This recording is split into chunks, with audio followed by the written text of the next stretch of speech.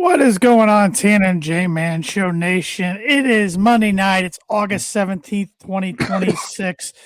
We are live with episode 508 of the Tan and J Man Show, streaming live on the ISC Sports Network, along with their X page, their Twitch channel, and their YouTube channel, and also streaming live on the Tan and J Man Show Facebook page and our YouTube channel. Hit that like button, that follow button, that subscribe button, hit that notification bell. Do all those things that the kids say, so you're keeping up to date with the latest going on with the Tan and J-Man Show. I'm Tanner Lee, and next to me on the screen is not my normal co-host, Josh the J-Man Muntz. He has the night off, taking the night off. It's my father, Arik Lee, called in the bullpen. We got the reliever. Bring in the righty. Will he produce a save? I don't know. Probably not. But how we doing, Dad?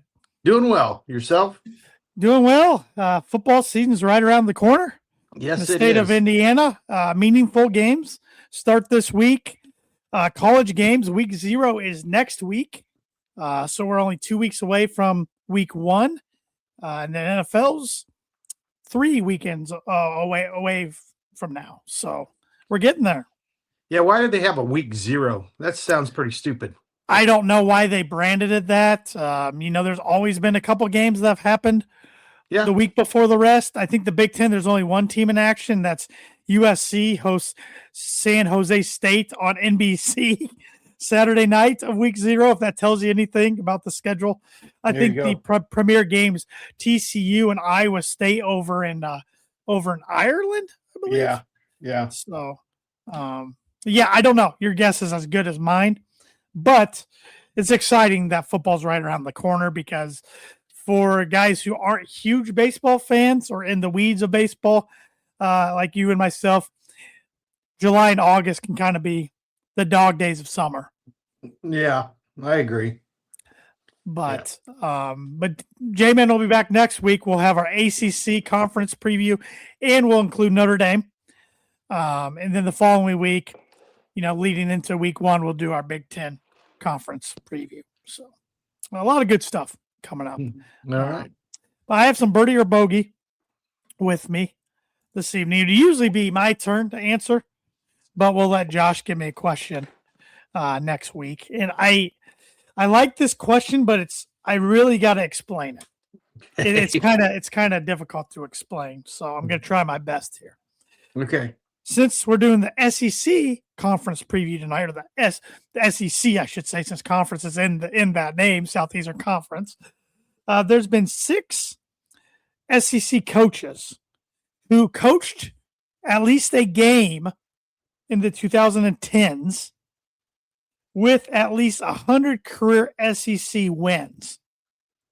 Can you name me those 6 coaches? So some of them are still active. Some of them coached both in the 2010s and into the 2020s, but some of them on the list called it quits, as in maybe retiring in the 2010s. Maybe they went to a different conference in the 2010s, but they coached at least a game for an SEC school in the 2010s, and all 6 of them have at least 100 SEC conference career wins. That's a lot. That's a lot. Yes. I was going to do back to 2000 because it adds some other ones that retired in the 2000s, but I thought this was complicated enough. Yeah, I agree with you. Pretty complicated. Yeah. I'm trying to think of some of these coaches from a decade and a half ago. I think some names will come to you as we go on. I've got a few down, but. And I didn't want to do Heisman Trophy related like I would have if J-Man was on the show, probably, because you and I spent some time together on Saturday, and I gave you a bunch of Heisman trivia. So I felt like it was too, it's too fresh in your mind. Yeah, so, I was hoping you said Heisman. I was ready to go. Nope, I know you'd be ready to go. If we didn't do that quiz over the weekend, I probably would have went in that direction. But Birdie or Bogey is brought to you by Jarrety's Place and Arlington Public House, both great local restaurants located in Main Street in Rochester, Indiana. Over the weekend, Arlington Public House had a weekend special of a mango pineapple grilled chicken with corn ribs and Texas pedal dipping sauce. Okay. So it was juicy grilled chicken breast marinated in their house-made mango pineapple salsa, topped with fresh salsa, and served with seasoned sweet corn ribs and a creamy Texas pedal dipping sauce. It's sweet, it's smoky, it's savory, and those corn ribs, all caps, the post says. So, yeah, I'd probably give that a try. I like pineapple. I like mango. Yeah, maybe. That's a maybe for me. The corn ribs are a little different looking. I mean, Yeah. it looks like sweet corn shaped in ribs. Sweet corn shaped in ribs. All right. That's what it looks like. So, and of course, Thursday night they had their actually this upcoming Thursday, at 6 p.m. they have mixed tape bingo going on from 6 to 8 p.m. Half off margaritas as well. So Okay. there you go. If you're looking for something to do Thursday night, go hit up the Arlington Public House. Well, like I said, we got the SEC to cover tonight. We'll save that for later in the show. Okay. Also, MLB is going on. I mean, we are a little over the halfway point in August now, so we really can start thinking about the playoffs. And also, the PGA Tour has their FedEx Cup championship going on, as the field has now been cut down to 50 guys going forward the next 2 weeks. And Live Golf has their final tournament of the season, maybe final tournament ever, going on this week down in Chatham Hills in Indianapolis, Indiana. So, what do you want to start with? I'll give it guest honors. Let's kick off with baseball. Baseball. All right. Yeah, like I said, right now, if the playoffs started today, which they do not, we still got a couple weeks to go, your playoff teams would be in the AL, the Tampa Bay Rays would be your American League East Division winners with a record of 74-49. They're 5.5 games ahead of the Yankees, 8.5 games over the Red Sox, 13.5 games over the Orioles, and 14.5 games over the Blue Jays. Your American League Central champs would be the Chicago White Sox. Keep waiting for them to fall. I don't think it's going to happen. They have a 5.5 game lead over the Detroit Tigers, a 6-game lead over the Twins, and a 6-game lead over the Guardians, and a 15-game lead over the Royals. And your American League West division winner would be the Houston Astros, who have a 2-game lead over the Rangers, a 4-game lead over the Mariners, a 13.5 game over the Athletics, and a 14-game lead over the Angels. So your wild card teams would be the Yankees, the Red Sox, and right now the Rangers with a 61-64 record would get in over the 60-64 Tigers. Oh boy. Yeah. The American League is bad this year. Yeah. Well, there's opportunity there. Let's put it that way. National League, your NL East Division winners would be the Atlanta Braves, who have a 7.5 game lead over the Phillies, 10.5 game lead over the Marlins, a 15-game lead over the Nationals, and an 18.5 game over the Mets. National League Central winners would be the Milwaukee Brewers, who have a 5-game lead over the Cubs, a 13-game lead over the Cardinals, a 16.5 game lead over the Pirates, and a 17.5 game lead over the Reds. International League division winners would be the LA Dodgers, who have a 7-game lead over the Padres, an 8-game lead over the Arizona Diamondbacks, a 22.5 game lead over the San Francisco Giants, and a 23.5 game lead over the Colorado Rockies. So, your wild card teams would be the Cubs, the Phillies, and the Padres, with the Diamondbacks lurking right there. Okay, well that would be more interesting, I think. Still not a lot of new blood, though. No. Really, though, the White Sox would be your new blood. I mean, Red Sox has been a couple years, but they're the Red Sox. They've won a ton. Did Tampa make the tournament last year? The playoffs? I want to say no. Yeah. Padres did. Dodgers did, obviously. Brewers did. Brewers and Cubs did. Phillies probably did. Yeah, I think they did. Yeah, I think the National League might just be rerunning it. Who's the most disappointing team in your eyes this season? Probably the Mets. Yeah, 56-69. Yeah. Right now. They spend a lot of money and don't get much return on their ROI is a little low. Let's put it that way. How about the Blue Jays? 1 out away from winning the World Series last year, and they're 61-65. Yeah. Tigers 16-64. They were pretty good last year, even though they got caught, if you remember right. Right. Last year. And everybody in the American League West. I thought the Mariners would be a lot better. They're 59-66. Yeah, you got last year's MVP runner-up, Cal Raleigh's hitting about $150. The big dumper. Yeah. The big dumper took a big dump this year. Yeah, his power numbers are way down. Yeah. Vlad Guerrero Jr.'s numbers are way down. Way down. This year. It's just interesting how that can happen in baseball. Yeah. Yeah, after the World Series last year, you thought you had to put Guerrero as one of the top 5 players in the baseball. Absolutely. But he's really struggled. So yeah, sometimes you see some organizations especially young organizations or organizations filled with young rosters, I should say, because the Blue Jays are not a young organization as far as how long they've been around. But once they experience success for the first time in a while, and there's expectations, then they don't know how to handle it. Well, that's proven to be true for Toronto. Yep. Looking at some upcoming schedules this week, a lot of the division leaders have series they should take care of business. The Dodgers start a series at Colorado. The Rays are hosting the Orioles, even though they're down 1-0 at the bottom of the third right now. Red Sox travel to Boston, Red Sox travel to Boston. Diamondbacks travel to Boston. That'll be an interesting one. Yeah. Let's see. Cubs and White Sox this week in Wrigley.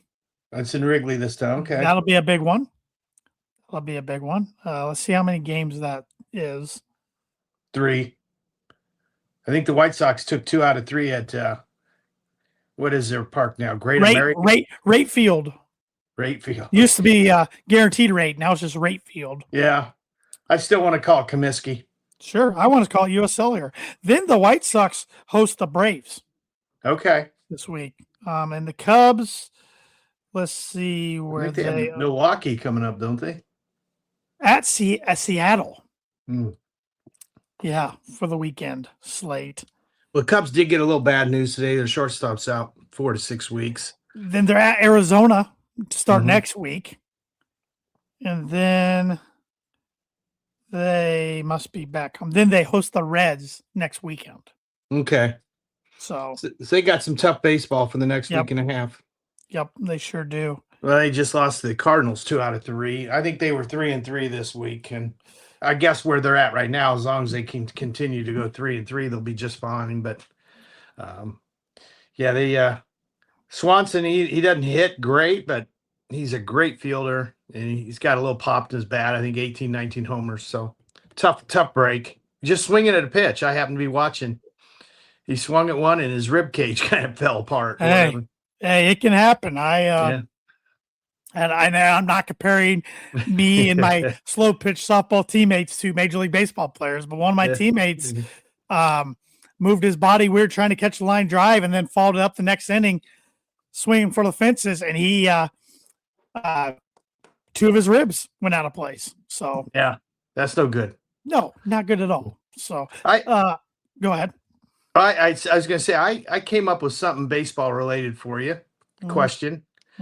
Of the 9 positions, includes designated hitter, does not include pitcher. All right. This is a hitting. What position on the field do you think has the highest batting average as a position group? Second base. Second base is second.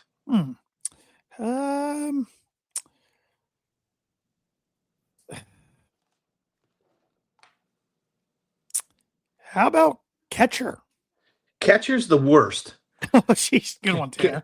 All the catchers combined to hit 228 this year. I thought maybe it was just a position you would least expect. So just give it to me. Third base? It's first base. First. I expect first base to be more power hitters. Power. Well, they not only lead in batting average, which is only 253, by the way. Yeah.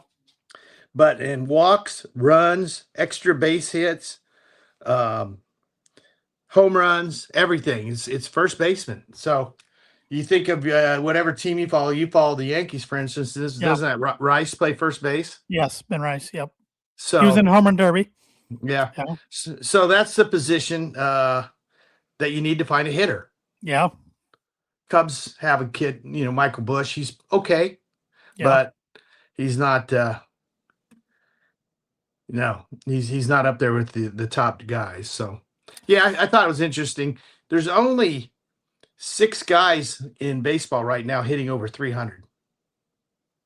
Well, how long do you have to be playing? I mean, I'm sure there's some guys that haven't played very long Well, this right. season. And I mean, That look would at be- Joshua Baez for the Yeah. Cardinals. His Yeah. MLB debut against the Cubs on Saturday, 3 home runs. Yeah, you're right. But as far as guys who would qualify for the batting title, which Yeah. is people who generally, average 2.5 to 3 at bats a game. Right. So,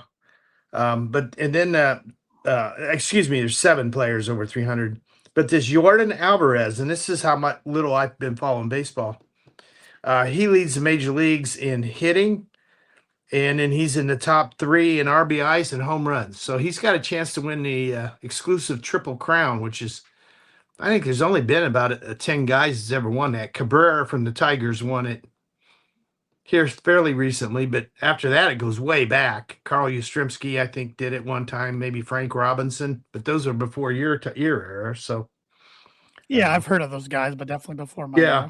era. if you've done a Triple Crown, you're in the Hall of Fame. Let's put it that way. This means that you're the best power hitter and the best average hitter in the game. So Yeah. It's I lost my train of thought. I don't remember what I was going to say. well, I guess baseball is almost at the 80% for the season now. So, a lot of these teams that are out of it, your Athletics and your Rockies and stuff, might be playing some young guys to see what they have. So Those 2 teams have been doing that for years. unfortunately, they do it from day one. And, Well, the Athletics are ready just to get the next season, get to Vegas, probably. yeah, Be established agree. there.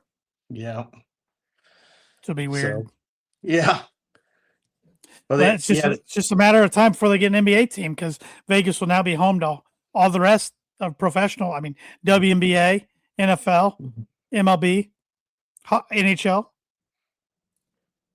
Yep. It's just You're time for right. them to get an NBA team, and that's why I keep saying I think they'll expand by 2, and it'll be Seattle and Vegas, and then Yeah. the Timberwolves and the Grizzlies move to the East. Well, that makes too much sense. Even though the Timberwolves, you can say, Minnesota's kind of wet, but Memphis definitely East. Or New Orleans. Yeah, that's true. I'd say New Orleans and Memphis would make the most sense. Yeah, you're probably right. I completely forgot about the Pelicans. They've been so irrelevant. Yeah, they really have. And I forget about their old name, the Hornets, Charlotte Hornets. I forget about the Hornets a lot of times too. Yeah. You see, we're talking about a quick switch to the NBA. Halliburton, Pacers guard.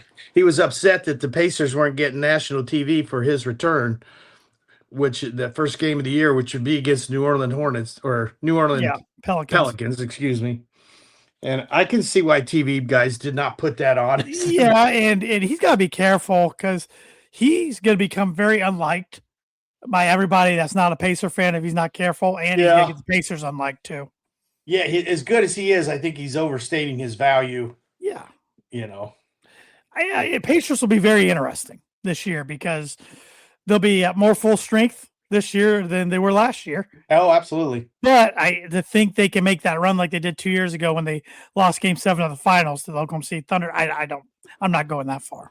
Right, and they have Zubac this year, who's a 14-10 guy. He doesn't need the ball all the time. Yeah, but and then they got the Purdue connection on the bench down there. Finally, as of today, Braden Smith, he signed today. 2-way deal with the Indiana Pacers and a Noblesville Boom. So one of the last rookies to sign. Yeah. So, yeah, he'll probably be playing quite a bit for the Boom, but he'll be dressing for the Pacers, probably. He's going to be playing more than he did at Purdue and making less money. Yeah, that's which true. is just you just shake your head at. Yeah, Just crazy. That's the every day and kid's age we live in now. every kid's dreams to make an NBA team, though. So Yep. Yep. But I mean, how ridiculous is that? Like the fact that I just stated out loud that he made more money collegiately than he will professionally. That needs to stop. yeah, But it's not going to. It's only gonna get worse. it's just ridiculous. Well, anyway, we could Yeah. get off on a whole Oh, tangent. we could talk the next 39 minutes about that. Yeah, But we won't. We won't. But letting these guys come back after already playing 4 years. yeah, what's gonna happen in football if somebody gets cut here in training camp in the next couple weeks? Yeah. Well, yeah, I know And technically Indiana. wants to come back. Indiana got a couple guys came back that. So Louisville. Yeah. So yeah, the rich keep getting richer in these sports. Because if you were a 2-10 program, of which we know one, Yes. those kids aren't going to come back. but yeah, like there's more of an uproar about this around college basketball than there is football. Yeah. Yeah. So Yeah. A guy like Donovan Dent, who's played at New Mexico State and then at UCLA, he said he's done playing basketball. And now all of a sudden, Gonzaga's point guard takes off, and he may end up being Gonzaga's point guard for $4 or $5 million this year, for all I know. Yep. Yeah, So, it'll be interesting, but yeah. and who knows? By the time basketball season starts, that rule might not be in place anymore. But football, I think it's too close. I think they're gonna have to green light that for football. Yeah, I agree. I don't know. What a world! What a world! Yep. But golf world, switching worlds. The FedEx St. Jude Championship was held, and now it's over. Now we got 2 tournaments left for the 2026 season. And they've changed the format up the last few years. So now there's 50 guys left for the last 2 weeks. It used to be what, 70? They used to start out with 100, and then down to 70, and then down to 50, and then to 30. They basically eliminated the tournament. Yeah. But that 50 is a big number because that gets you guaranteed into the signature events for next season. Yeah. One guy, big name in the golf world, even though he hasn't won in a long time and has not had a single top 10 finish this year, Jordan Spieth ended up being on the outside looking in. Yeah. Yeah. And he was at 600, the number he needed to get to make it with, I don't know, 6, 7, 8 holes to go. And things did not go well for Jordan. He and my guy, Ricky Fowler, paired together, and neither one came into the house very strong. Yeah. They both fell on their face towards the end of that tournament. Is Ricky right now in the top 30? He's 29th. So this is a big week for him in St. Louis. Yeah. Big week. Yep. Because last year, this is where his season ended. And he missed by 1 stroke, I believe. 1 or 2 strokes. And if you're in the top 30, you're guaranteed to be in all the majors next year too. Yep. That's the big thing. He hasn't played in Augusta for the last couple of years. And when he gets there, he plays pretty well. That's the one major he hadn't got in for a little while. So. Yeah. All of them want to be in Augusta. Sure. But Scotty Scheffler got it done. Surprise, surprise. Yeah. Even though he hasn't won much this year at all, but he's always just right there. And I was telling you when we were watching a portion of it Saturday, it comes down to Scotty making putts. Scotty makes putts, he usually wins. Yeah. Well, this ended up being the best putting week of his career. Yeah. What I hear, he had with 4 or 5 holes to go yesterday, he had made 14 putts over 10 feet, which is kind of ridiculous if you think about it. I don't know if I've made that many over 10 feet this year in all my rounds combined. Well, the times I played with you, I can tell you no. I didn't say 2 feet either. No, I don't. And you can't count on me in scramble. Well, hopefully this weekend in our 2-man, I can help out a little bit, especially since it's a big cup tournament. But I can tell you in the scrambles I played, the regular 4 men, 4 women scrambles. Nope. I maybe made a couple 4-footers, but no. Yeah. That's not what they bring me on board for. It's not my putting. Okay. Yeah. Scotty, he's probably won the player of the year by winning this, even though he's only won 2 events, because nobody else has won more than 3. Yeah. Now I know the 2 he's won wouldn't equal, say, Wyndham Clark winning the U.S. Open and something else. But Rye, who won the PGA, that's his only win. Fox, who won the Open. That's his only win. Yeah. And I think that's Rory's only win was the Masters, wasn't it? I think you're right. I think you're right. So he hasn't played a lot. No, Cam Young won the Players and another one. Cam Young's won like 3 tournaments, hasn't he? Or if not, he was right there for many. Yeah, he's right there. I know Gotterup's won 3, but yeah. I mean, we'll see. There with two tournaments left, somebody could get hot, win the next 2, win the FedEx Cup, and then there's your Player of the Year, maybe. I don't know. If somebody wins the last 2, they probably will get it. But come on, right now, I think it's got to be Scotty just because he's dominated all the stats. Yeah. There's been a lot of golfers who have had good years that just hasn't equated to a lot of wins. Right. I know Siwoo Kim and Sam Burns have been in the hunt, and Sam Burns has been in the hunt. Sungjae Im's another one. Yeah, seems like he's in the hunt every weekend. But he's starting to now. He had a tough start this year, but Tommy Fleetwood is usually in the mix. Yeah, he's just only won one time in his career. I know. It's crazy. It's crazy. Yeah. I mean, he's got to be maybe the best. He's got to be the best golfer that's won once on the tour, right? In his career. Oh, yeah. I mean, yeah. Man, that's wild. Yeah. They try to get all this playoff golf and stuff done before the NFL starts. Which is smart.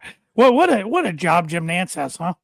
Yeah. Goes from golf, even though I think NBC carries these last 2. But he goes from calling big-time golf tournaments right into the NFL. He doesn't do college basketball anymore. So this year, CBS actually has the last 2. Okay, so he runs. I think I was told wrong over the weekend by somebody. So. Yeah, well, historically NBC does take over, but I heard yesterday CBS has got these last 2. Okay. So. All right. But what are your thoughts on Live Golf and the future of Live Golf? They officially canceled their team championship event that was supposed to be in Michigan, even though tickets were still being on sale until this past few days.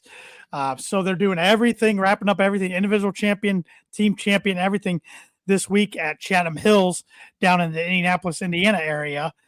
But what are your thoughts on Live currently, and where do you think they go from here, if anywhere?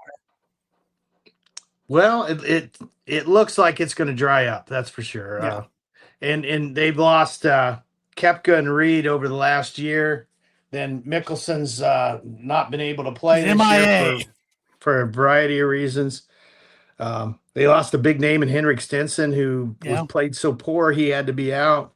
Yeah. So, the big names they had from the beginning, the Justin Johnsons and Cam Smiths, their games have kind of not. Yeah, they fell off. Yeah. And then you got guys like Joaquin Neiman and even Taylor Gooch that have made themselves pretty darn Neiman good money. Gooch. Yeah. Well, yeah, Neiman's won 10 times. Yeah. Oh, you said money. I thought you were going to say notable, because I still think, unless you're a diehard golf fan, Joaquin Needham's still a bigger name. No question. Yeah, the only big relevant names that they have in golf right now are DeChambeau, Rahm, Hatton, and Neiman. Yeah, they're all probably all 4 top 20 players in the world. Yeah. With Rahm and DeChambeau being in the top 10. Yeah. But after that, they do have a lot of young guys who could potentially be, but nobody knows them because they never played on the PGA Tour. Right. But I still equate this a lot with the ABA and the NBA. The ABA started out and introduced, the red, white, and blue ball, the 3-point line, the dunk contest. The NBA kind of put all that in their game other than the red, white, and blue, and improved their product. And the PGA theoretically now has gone to these signature events and stuff that are quite a bit like Live, and 72 guys for 72 holes, no cuts. Yeah. And, which is what Live does, 54 guys with no cuts. I think maybe it's 57 this year, but it started out. And it started out 54 holes, and then they made 72 this year. That kind of lost me. I liked that they did 3 days, and Live is the Roman numeral for 54. I don't know. They kind of lost me there when they did that. Yeah, well, they had to get world golf ranking. I know, and it didn't really work that well. So, no. Yeah, I don't know. This Live 2.0, we still don't know who the exact investors are. Yeah. And if it is a thing, they're scaling back to 10 tournaments next year, 5 globally, 5 within the U.S. Bryson DeChambeau is technically a free agent coming into this year. What's he going to do? Is he going to resign? Is he going to try to go back to the PGA Tour? Is he going to do his own thing with YouTube Golf growing and growing and growing, and his channel growing and growing and growing, and just playing the majors that he has exemption for? John Rahm, same thing. I mean, DP World Tour is really wanting him back. So, well, I think what will end up happening is most of them will have to get back to the PGA via the DP World Tour. yeah. So, and so many of the live players are European or Yep. Australian or whatever. So, but for a guy like DeChambeau, does he want to go over to Europe? And Yep. Who knows? It's it looked like it was going to work, but I just think the TV product was never equaled the golf product. And they just threw out way too much money. And I know they had to get some of the players, but like when they got John Rahm started last year, I think there was people on the PGA Tour nervous. But absolutely. How the tables have turned since the start of 2025 is pretty incredible. And you also have to wonder, a guy like Scheffler, he just won his 21st event. If Rahm and DeChambeau and Hatton and all those guys are in there, maybe he doesn't win all those, Sure. He can still win those majors because they're in there. Yeah. But never know. Yeah, and the PGA's making a change coming up here too. They're going to have kind of a tier 1. Yeah, it's really confusing to me. I still understand it. Yeah. So I think it's going to hurt the product for the fans, but what do I know?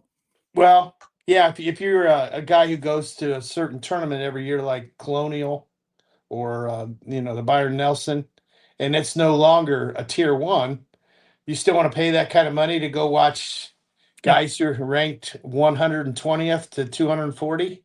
No, probably not. No. Is TV still going to show those? Yeah. So, yeah, we got quite a change coming on in golf. Yep, it's interesting, but they need to do something. I mean, I consider myself a pretty big time golf fan, and I don't find myself glued to the TVs for golf tournaments unless it's majors or my favorite Ricky Fowler's in contention. So, yeah, I agree. So. All right. Well, you want to get educated about some sporting events that have happened on August 17th? I do. All right. On this day, 1933, MLB player Lou Gehrig played his then record 1,308th consecutive game. Okay. The Iron Man. It's a lot of games.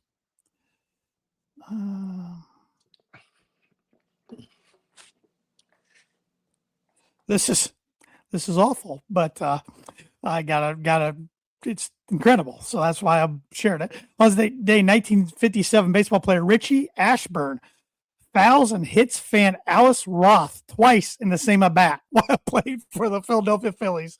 The first hit broke her nose. The second one hits her while she's on a stretcher. Breaks her nose, gets on a stretcher, hits her again. My God.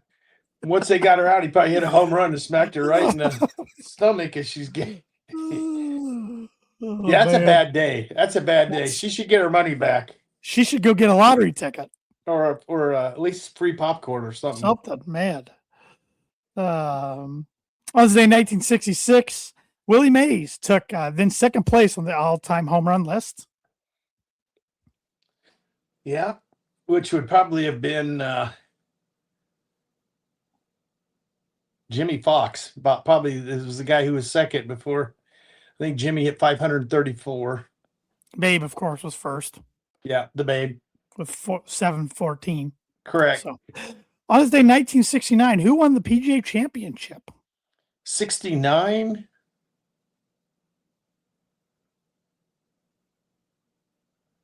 Was that Al Guy?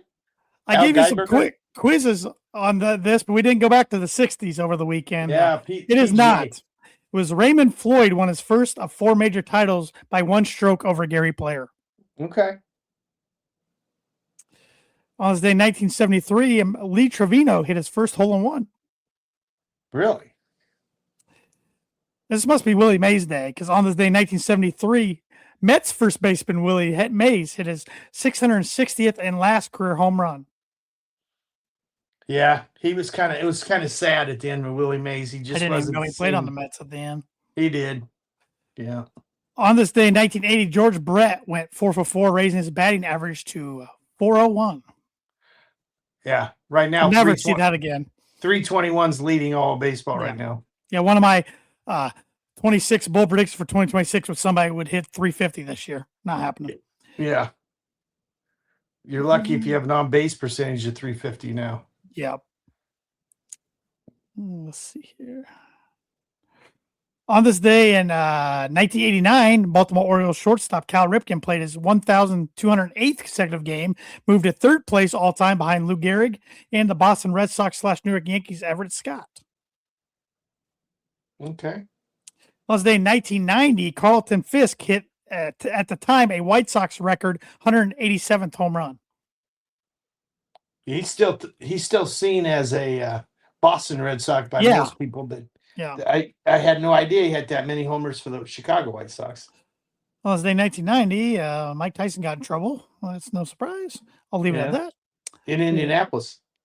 Yes, I will leave it at that. On this day in 1997, who won the PGA Championship? It was at Winged Foot Golf Club. I'll even give you the course. Was that Davis Love? Davis Love III won his only major title by 5 strokes ahead of Justin Leonard. On this day in 2003, who won the PGA Championship at Oak Hill Country Club? I think that was Rich Beam. Sean McKeel. Yeah. He won his lone major title by 2 strokes ahead of, any idea who got runner-up? I can remember. You're going to have to give it to me, though. Chad Campbell. Oh, yeah. A lot of Olympics in 2008. Let's see here. On this day in 2021, Joel Embiid signed a 4-year, $196 million extension with the 76ers. He's played about 4 games since then. Yeah, he's a good player, but geez, play some ball. So that's going to do it for the On This Day list, which is brought to you by, like it is every week, Blue River Digital. Blue River Digital is a full-service smart marketing agency. They help businesses simplify marketing and grow with intention. Their focus is on systems, strategy, and long-term results, not hype or one-off tactics. They offer digital marketing, website development, graphic design, printing and direct mail, signage and vehicle graphics, corporate apparel, promotional items, and AI and automations. They work with small, medium, and large businesses spanning across the United States with a strong presence in Northern Indiana. Contact them today at 260-248-2749 to see how they can help you and your business with your digital marketing.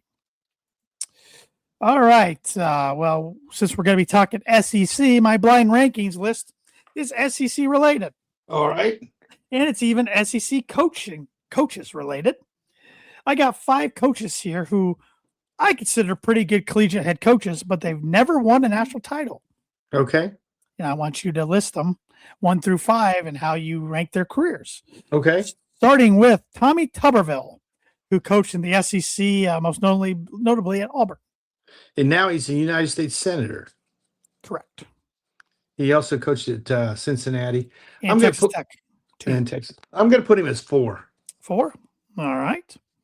Dan Mullen, current coach at UNLV. He coached in the SEC at Mississippi State and Florida. Yeah. I'm going to go. I think he's a good coach. I do too, but in this case, I think you got some big names. I'm going to go 5. All right, 5. Mark Richt, old Georgia head coach. Yeah, he was extremely successful, but under his tenure, Georgia never quite made the, the big one. But I would say 3 for him. 3. All right, so you got 1 and 2. Yeah. Open. Brian Kelly, short stint in the SEC, really. Yeah. At LSU. Yeah, he'd be in my bottom 5 of likable college football coaches. I guess I'm going to put him 2. He did get Notre Dame to a BCS championship game. And got him to a playoff another time. Yeah. when it was a 14 playoff. And I mean, Yeah. he's very unlikable, but he was good at Central Michigan. He was good at Cincinnati. Got them to a BCS bowl against Florida, then ditched them for Notre Dame. So Yeah, he was good at Notre Dame too. just didn't quite work out at LSU for him No. and his family Yeah. and his Southern accent. Yeah. What a He joke. took that drawl down to What a Louisiana joke. with him. Yeah. What a joke. So your number one spot is Houston Nutt, who coached at Ole Miss and Arkansas. Okay. Well, I guess he's one. If I had to redo it, I would who is at 3 again? Mark Richt. I'd put Richt as 1. I'd put Tuberville at 2. I'd put Kelly at 3. I'd put Mullen at 4, and I would put old Houston Nutt at 5. That's fair. That's Yeah. fair. I think I'd have Brian Kelly over Tuberville, just as far as a whole career goes, I guess. But Yeah. but if we're just focusing on SEC, yeah, Tuberville, just for his tenure, his length, Yeah. probably Yeah. over Kelly. But that is the blind ranking segment brought to you by, like it is every week, Proforma Print 2 Promo Group. If you're looking for a trustworthy, dependable resource for your next trade show, company picnic, or a sales meeting in 2026 or 2027, Proforma Print 2 Promo Group has over 50 years combined experience in promotional products and commercial print. They strive for fast and efficient response to all your print needs, so you need to look no further.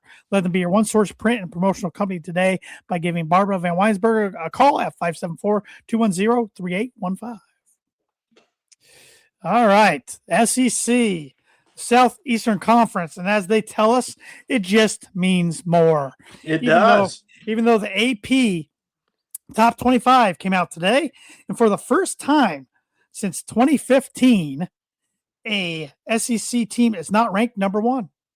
I know. They did have 9 teams in this top 25. They did. Your top 25 poll real quick for the AP. Number 1, Ohio State. 2, Oregon. 3, Georgia. 4, Notre Dame, for just the 4th time in the last 34 years that they're ranked in the top 10 to start the year. Really? Texas 5, Indiana 6, Miami 7, Texas A&M 8, Ole Miss 9, Oklahoma 10, LSU 11, Texas Tech 12, Alabama 13, BYU 14, tied with 14 with USC, I guess. 16 is Michigan, 17 Washington, 18 Penn State, 19 SMU, 20 Tennessee, 21 Utah, 22 Iowa, 23 Houston, 24 Louisville, and 25 Missouri. Doesn't that sound an awful lot like last year's top 25? Yep. Because we have no idea who's going to be this year's. No, you don't. Texas Tech and Indiana, teams that or kind of. Ole Miss. Ole Miss. Yep. Someone will. Yep. We just don't know who they are. J-Man also sent me his list. He ranked the SEC teams where he thought would finish between 1 through 16. Mm-hmm. I did the same. I believe you did, or at least if not, you got some contenders. I threw some down. But who do you have as the worst team in the SEC this year? I had Mississippi State. All right. J-Man had them at 15. I had them at 14, and I actually went through the records. I have Mississippi State going 3-9, 1-8 in the conference. Okay. And J-Man, I'm 15. J-Man and I both have Arkansas at 16. I have the Razorbacks finishing 2-10 and 0-9 in the conference. I have them at 15. So okay. Bottom of the barrel. Yep. And I don't have a lot of thoughts on some of these teams at the bottom. I know Mississippi State went 5-7 last year. Arkansas got rid of Sam Pittman. They got a brand new head coach, which name's escaping me right now. Those are tough jobs. Yeah. Let me see who they're. Ryan Silverfield, that's right, came to Arkansas from Memphis, where he did a pretty good job. Oh, yeah. So who do you have at 15? Kentucky. J-Man, like I said, at Mississippi State. I also had Kentucky going 3-9, 1-8. Also a brand new coach at Kentucky this year, as Mark Stoops finally got the axe there. Felt like he was the head coach there forever. Their new head coach is Will Stein, not sure how you pronounce the name, but he was formerly the OC and quarterbacks coach at Oregon. Okay. So should bring a fun style of football, I would think, to Kentucky, to say the least. A program that our favorite program, Purdue, recruits against quite often, it seems like. Yeah. At 14, I had Mississippi State. J-Man has Kentucky. Who do you have at 14? I have a team that's in the top 25, I believe, Missouri. Wow, you have Missouri. Yeah. Not believer in Drinkwitz. No, I know they lost quite a bit. They did. Yeah. They did. They have a tough schedule. J-Man has Missouri 11th, which he hates Missouri. And I have Missouri 10th, going 7-5, 4-5 in conference. Yeah. I don't know. Maybe it's because I think they're boring to watch. Yeah, So they have the biggest logo at midfield amongst about anybody, and their numbers on their yard lines are huge. Yeah. So, yeah. I had Mississippi State at 14. I think I said that earlier. Who do you have at 13? That's where I had Arkansas. Oh, okay. J-Man has Auburn. I have Vanderbilt. I have them going 4-8, 1-8 in conference. I think Clark Lee's done a great job there, but they lost Diego Pavia, who was a Heisman finalist last year. I just don't see how they don't take a step back. I think Vanderbilt also had a pretty big time receiver, didn't they? That was drafted in the second or third round in the NFL. Probably. Yeah. Probably. Who do you have 12th? Well, 13th, right? Let's see, 16. You said he had Arkansas at 13th, right? Yeah, 12th I had Vandy. Okay, I have J-Man has Vandy. I have Florida going 4-8, 2-7 in Summerall's first season there. I left Tulane to take the Florida job. A lot of talent. I just think it's going to take a little time. Yeah. Yeah, Florida's one, they got good players. We'll just have to see. It's just that the SEC, like the Big Ten, just a gauntlet. Yeah. Just a gauntlet. Yeah, I would be surprised if all these teams you have going 3-9 and 4-8, they'll probably end up with more wins than that. But well, some of them have tough non-conference. Like Florida plays Florida State in a non-conference. A lot of these teams, like they don't all play Cupcake City. No, that's conference too. So no. Matter of fact, week 2 is a big week for SEC because Texas and Ohio State. Yeah, huge. Oklahoma and Michigan, underrated, huge. Yeah. And then even Mississippi State and Minnesota. LSU plays Clemson week 1. Yeah, but I'm talking 3 Big Ten versus SEC. Yeah, those will be circled. Yeah, So, who do you have 11th? 11th, I have the Auburn Tigers. J-Man has Missouri. I also have Auburn at 11, 7-5, 4-5 in conference. Actually, it's Auburn War Eagles, isn't it, in football? No, War Eagles, they're champ, but it's still Tigers. Okay. They're Auburn Tigers. Did they get a new coach? Yes, they got Alex Golish from South Florida. Oh, well, they also have the second largest scoreboard in the country. Behind Illinois. Yeah. Purdue has third now. Weren't they first just 2 years ago, Purdue? They were. Yeah. Illinois doubled them. That thing is humongous. So good for Bert, as I call him, Brett Bielema. Yeah. Who do you got 10th? I have South Carolina. J-Man has South Carolina.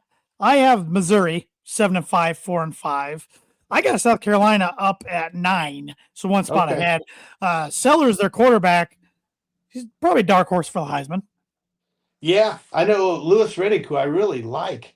He thought he was early last year. Thought he's the best quarterback in the SEC. So he was projected top 10 pick going into last year, and then he didn't have that great a year.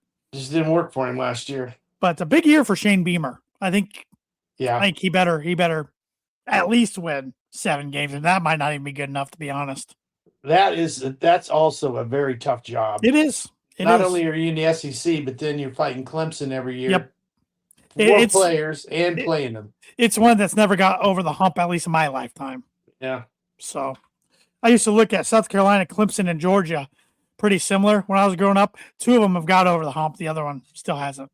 Right. So, all right. So I had them at 9. Who do you have at 9? I have Florida Gators at 9. That's who you and J-Man must compare notes. He has the Gators at 9. Yeah. Who do you have at 8? I have the Tennessee Volunteers. You and J-Man compared notes. I think. Yeah. He has Yeah. Tennessee at 8. I have Ole Miss, Ole who's ranked Miss. very high in the top 25. I have them going 7-5, 5-4 in conference. They were a playoff team last year, but Lane Kiffin goes to LSU. Charlie Weiss Jr. goes to LSU. Their defensive coordinator is promoted to head coach. They have a quarterback returning in Chalmers, who's like 100 years old. Chambliss, isn't it? Chambliss. Why did I say Chalmers? Chambliss. Thank you. Yeah. I don't know. I just feel like they're going to fall off. Yeah, Well, they could. Yeah, well, yeah, it's a tough conference. It's a very tough conference. Yeah. You guys both at Tennessee at 7. I have Josh Heupel and the Volunteers at 7, going 8-4, 5-4 in conference. I have a lot of teams going 5-4 in conference. Who do you have at 7? I have Mississippi. J-Man has Alabama and puts that Kalen DeBoer will be fired. Well, if they go 7th, he probably will be. People forget he got him into the 12-team playoff last year. And they beat Oklahoma, but then got rocked by Indiana. Yeah. Yep. I have Alabama at 6. Finished at 9-3, 6-3 conference, but I also think DeBoer gets fired. That was one of my 26 bowl predictions for 2026. Yeah. Who do you have at 6? Let's see. 1, 2, 3, 4, 5, 6. That's where I have A&M. You have A&M. J-Man has Oklahoma. So I think Oklahoma's going to be pretty good with Brett Venables. I think he figures it out this year. Well, I figured out I missed one team in all these, and it was Oklahoma. I forgot to put them anywhere. Well, Mateer coming back at QB, they're going to be in the mix. They're going to be pretty good. Yeah. Rounding out the top 5, and I got to think this is your playoff contending teams here. Even though I had Alabama 9-3, but my top 5 are the ones I think that could get in. Well, I would have Oklahoma at 5. Okay, I got A&M finishing 9-3, 6-3 in conference. J-Man has LSU, and neither of us have them. Our 5th teams cracking the playoffs. Okay. 4 spots. Who you got? I have Bama at 4. I got LSU 9-3, 7-2, but because it was one of my 26 bowl predictions for 2026, I don't have them making the playoff. So I have 3 teams getting in from the SEC. J-Man has 4, starting with his 4th place team of Ole Miss. Okay. Who's your number 3? I have LSU at 3. You have LSU at 3. I have Oklahoma at 3, going 10-2, 7-2 in conference, but getting in the playoff. J-Man has A&M number 3, getting into the playoff, which they did last year. Right. And lost to Miami. Who do you have as your runner-up? I have the Bulldogs of Georgia. That makes all 3 of us the Bulldogs of Georgia. I have their only loss being in the SEC championship to Texas. Okay. And Texas has only lost to Ohio State. I have Texas 1 as well. And so does J-Man, and he says Arch Manning, Offensive Player of the Year for the conference. They have, like you said, been saying, it's a good quarterback conference. Yes. I mean, there's Chambliss, Mateer, Gunnar Stockton, Arch Manning, Levitt at LSU. Oh, yeah. And then Pond at A&M. Yeah. And Sellers at South Carolina. Yeah. Yep. And I think, I can't think of that. Tennessee got a new guy. Missouri's quarterbacks, I think, pretty solid. I mean, a lot of them got transfer quarterbacks that we're not even mentioning. So, yeah. Yep. So, So I got J-Man has Texas, Georgia, A&M, and Ole Miss getting the playoff. I have Georgia, or Texas, Georgia, and Oklahoma. Which, let's be honest, they'll probably get 4 teams in. But I think they'll get 4 teams. I have Georgia and Texas in.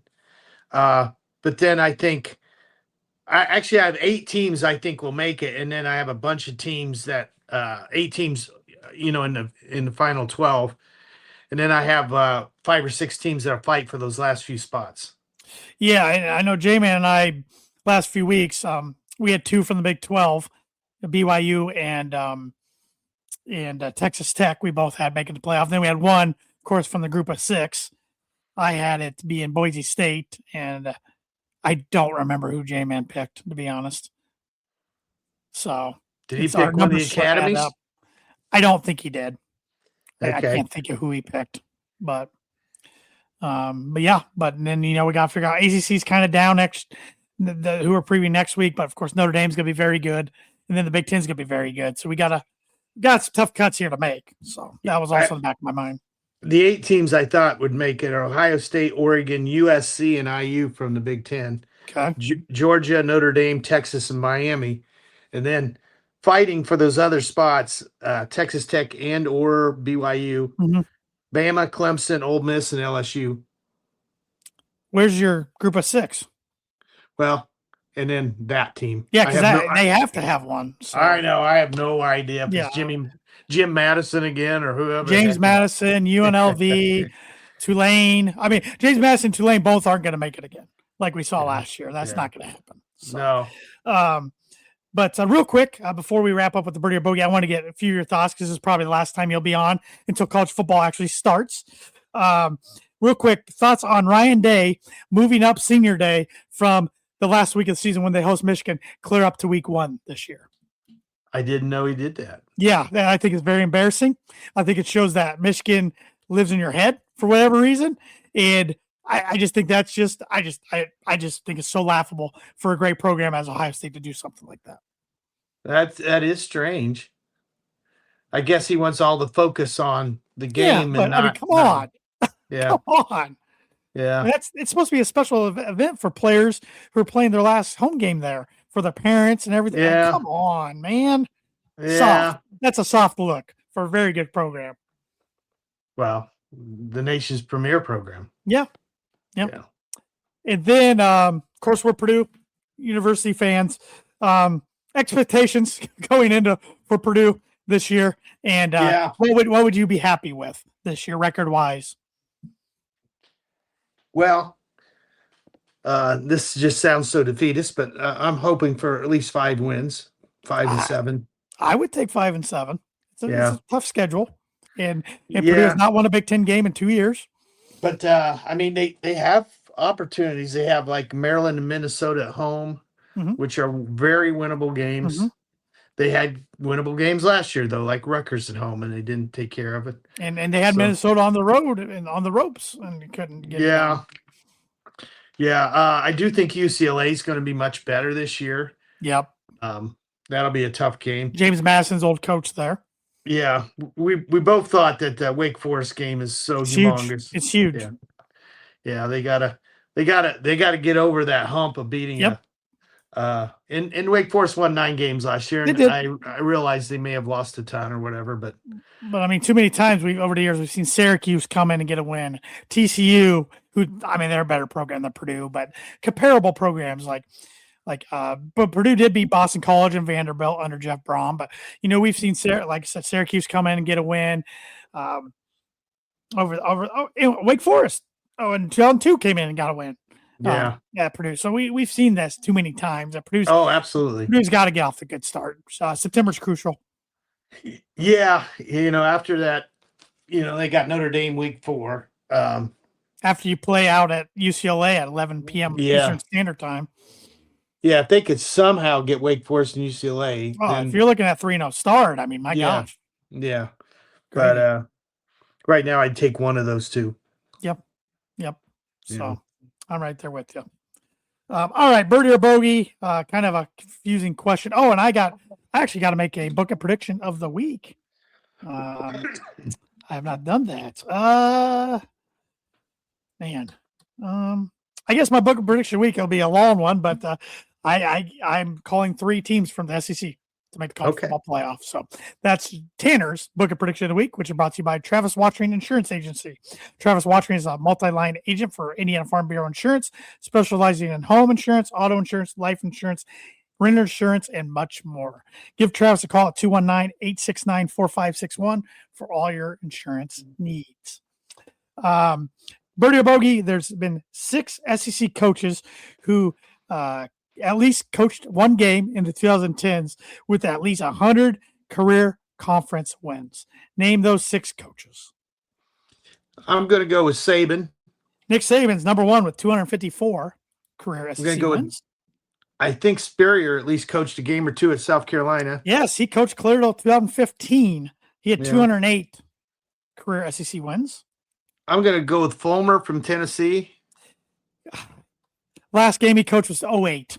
So close. He would have been on there if I went back that far. Okay. The other three I had written down was Mark Richt. Yes, 145 wins. I also had Kirby Smart. 117 wins already for Kirby. And I had old Les Miles. Les Miles, 114 wins. Good pull there. So he's the one I couldn't remember his name forever, and then it just dawned on me about 10 minutes. And he did so bad at Kansas, but he was a national champion coach at LSU, and I think he only lost like 37 conference games there. So there's one guy that you left off the list. This guy's 103. Oh. He's an active coach in college football, I should say. Yeah, so he's not in the. No, it can't be. I started thinking of James Franklin, but he wouldn't have won 100 games. No, not at Vanderbilt. No, there's no way. I don't want to waste your show. Who was it? Dan Mullen with 103. Oh yeah, I wouldn't have thought of him. He did pretty darn good, Starksville, from Mississippi State. He had him ranked number 1 in the country. Dak Prescott at one time. That's true. So yeah. I mean, that's I compare Mississippi State a lot to Purdue. Yeah, so. Iowa State, Mississippi State. Some of these. Yeah, I agree. So, well, thanks, Dad, for filling in for the J-Man. And J-Man will be back next week as we are back at it, same time, same day, with our ACC and Notre Dame season preview. Have a good week, everybody. Take care.